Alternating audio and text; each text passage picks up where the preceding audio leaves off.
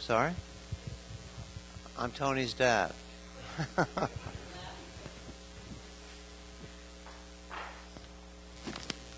I would like to read two poems inspired by Tony.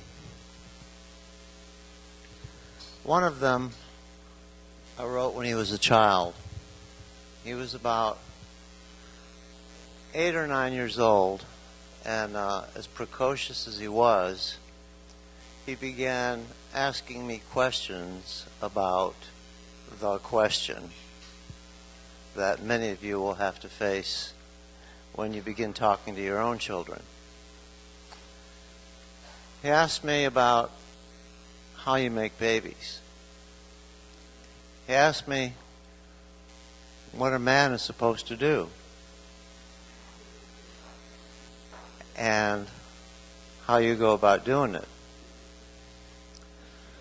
I couldn't shake this guy. No matter what I told him, he always had another answer. You put it where?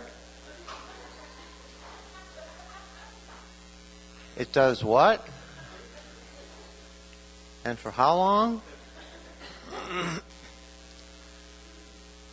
But how long are you supposed to keep doing it? And what do you say? Are you supposed to say anything? What if she says no? Well, what if she says, I want to do it some more?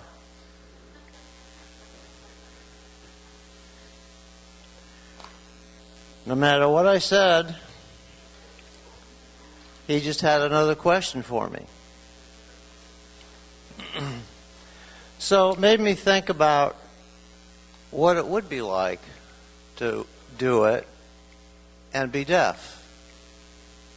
Because believe me, I wished at that moment that he had become deaf. So when he asked me, what do you tell her? I said, Tony, you'll just know what to say at the time. And he said, well, what does she say to you? And when she says it, do you know that you're supposed to stop? And I said, well, Tony, you'll just know. You won't have to say anything to each other. And if you do, and you're doing it for the right reasons, then you'll know what to say.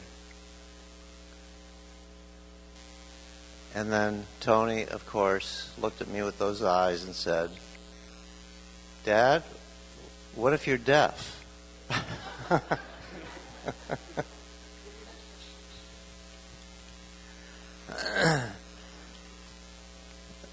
So I wrote a poem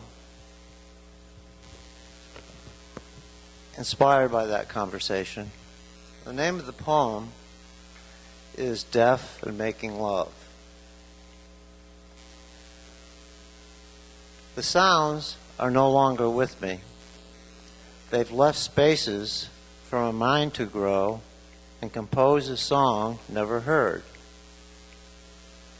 Apart, my song moves, pauses between our bodies. Then my mind turns and pictures flow while your music starts to take control. After, you turn over and away like the page of Beethoven I'm learning to play.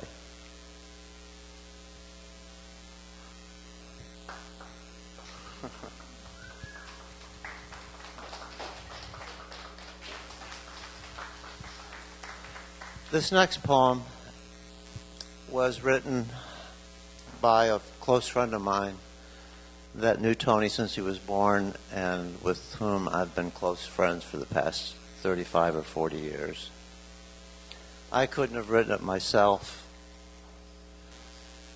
but he somehow was able to write it while driving through Houston from Austin on the backs of gasoline receipts, believe it or not. And the poem is called Poem for a Son. You were always a Tony, not a Nathan. We should have known that, but Tony sounded somewhat refined or good to us all.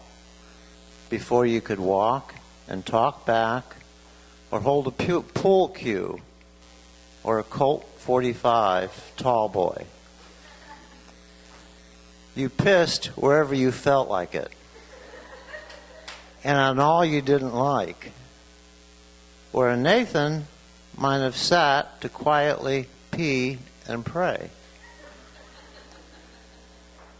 Our fierce cub, Tony, the grinning loud genius of the hurt heart and drugged dreams.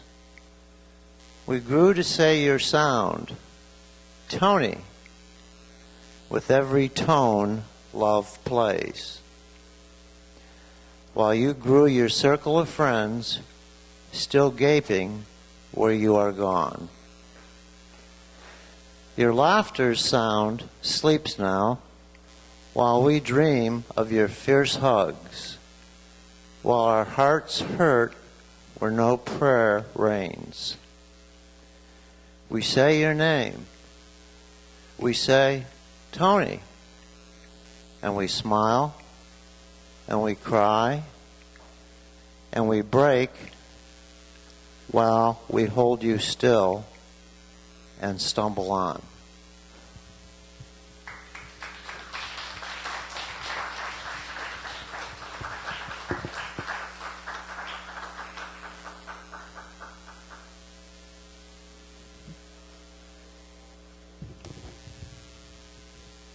Thank you all very, very much for coming tonight. It means more to us than anything in the world.